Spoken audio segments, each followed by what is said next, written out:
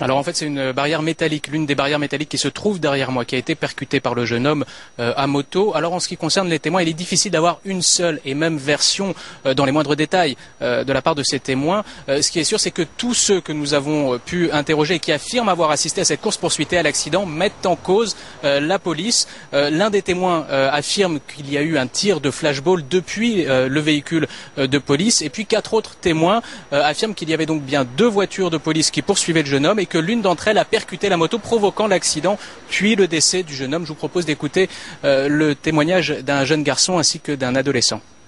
Je l'ai vu de mes propres yeux. Quand je vous dis je l'ai vu de mes propres yeux, j'étais dans la rue, il l'a percuté, boum.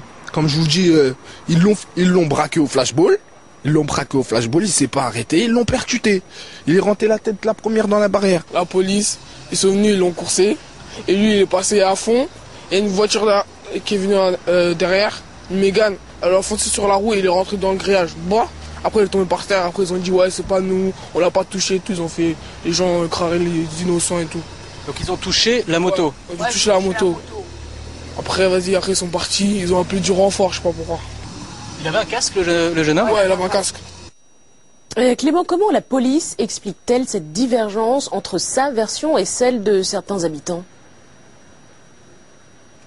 Pour l'instant, en tout cas, ce qui est sûr, c'est que ces témoignages assez graves contredisent la version officielle. Donc l'IGS, la police des polices, a été saisie. Et d'ailleurs, 2 enquêteurs sont sur place au moment où je vous parle et sont en train d'interroger, de faire du porte-à-porte pour essayer de recueillir les témoignages. Ce qui est certain, c'est que la moto ainsi que au moins un des véhicules de police ont été placés sous scellé et que selon les forces de l'ordre, eh bien, ce véhicule de police ne présente aucun impact, aucune trace de choc avec la moto. Je vous propose d'écouter le représentant du syndicat de police Alliance en Seine-Saint-Denis.